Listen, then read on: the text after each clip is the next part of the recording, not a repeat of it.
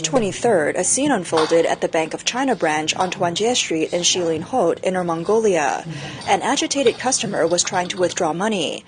A bank worker who was taking money out of the box exclaimed, "There's no more money." According to inside sources, a customer had attempted to withdraw 60,000 yuan but was refused by the bank staff. The worker explained that if the money was withdrawn, the bank would no longer be able to operate. Despite this, the customer insisted on withdrawing the money, leading to the heated scene. It was clear from the worker's behavior that she was upset about the withdrawal request. A video circulating on Chinese social media shows another situation where a family member went to the bank to withdraw money for a patient's medical treatment, but faced repeated obstacles from the bank during the process. The frustrated customer filmed the encounter, questioning why they needed permission from both the bank and the government to withdraw their own money. "I just want to withdraw my 25,000 yuan. It's been 20 minutes already, and the bank has called countless times to verify. They kept asking for details about my family member's hospitalization.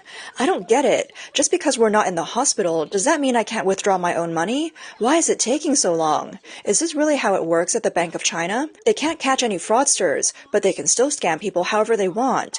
Meanwhile, regular people have to keep getting their information verified just to take out money. I really don't understand." In addition, another full-length video of the bank's withdrawal process has surfaced, showing the difficulties a customer faced in trying to access their funds. "Ma'am, what are you using the 200,000 yuan for?"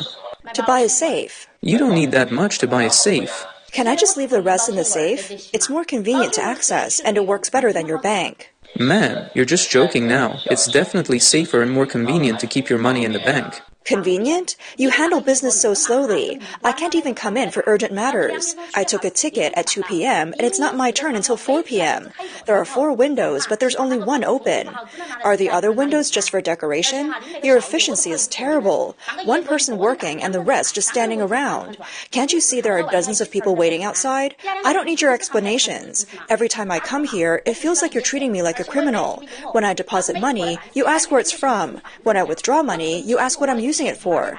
When I transfer money, you put limits on it. When I make small transfers multiple times, you say it's unsafe and force me to go to the counter to activate it. Now I'm starting to doubt if this money is really mine. Even Tang Sang's journey to the West wasn't as hard as me trying to get my own money." "We're doing this for the good of the account holders, with all the phone scams these days." "Then let me ask." If you need money urgently, don't worry. We provide low-interest loans. The maximum amount is 80,000. Yes, who are you actually managing? You're not controlling the bad guys, but you are controlling the people who can't do anything. You constantly limit my withdrawals and lock my cards, but the scammers can still empty my account in minutes. The money from bribery and corruption flows overseas without anyone stopping it. You're focusing on the wrong things and letting the real problem slip through. Anyway, I've realized now, the safest place for my money is in my hands. I don't even know whose money it'll be if I leave it with your bank. "It's still your money as long as it's in your name." If it's mine, then give it to me. "This is a large withdrawal. You'll need to provide the purpose of the funds." I already told you I'm buying a safe. The rest is staying in the safe. "But you didn't make an appointment, so you can't withdraw it today." Then I'll make an appointment now to withdraw it tomorrow. "That's not guaranteed either. It depends on whether the bank has enough cash tomorrow. How about you leave your contact information and we'll call you once we confirm." The woman in the video ultimately did not manage to withdraw the money she wanted.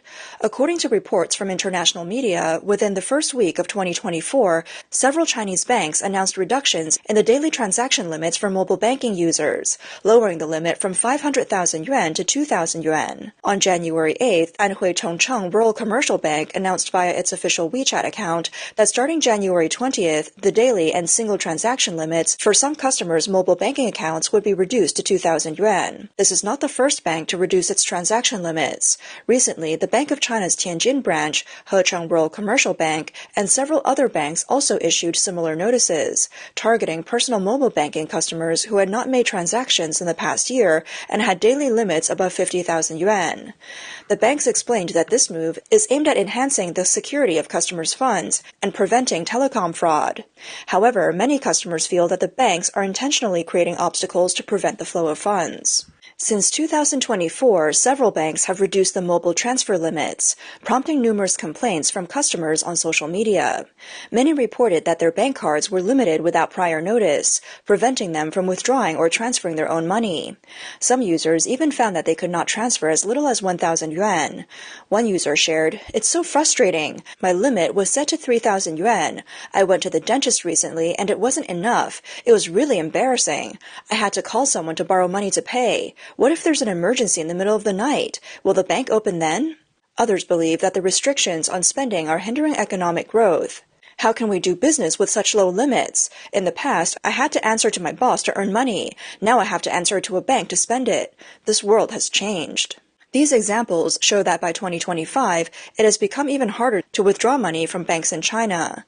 Could the increased difficulties in withdrawing money indicate an economic crisis in the Chinese banking sector? Is it really true, as the worker claimed, that there is no money and that the bank can't operate anymore? On March 17th, China's National Financial Regulatory Admission released new data, showing that as of December 31st, 2024, there were 4,295 legal banking institutions in China. Looking at official historic data, in late 2021, the number of legal banking institutions was 4,602.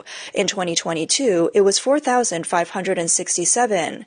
And by the end of 2023, it was 4,490. In 2024, the number had fallen to 4,295. This means that between 2022 and 2024, 307 banking institutions have disappeared. In 2024 alone, 195 institutions ceased to exist, marking the highest exit rate in nearly 3 years. According to an announcement from the Henan Rural Commercial Bank,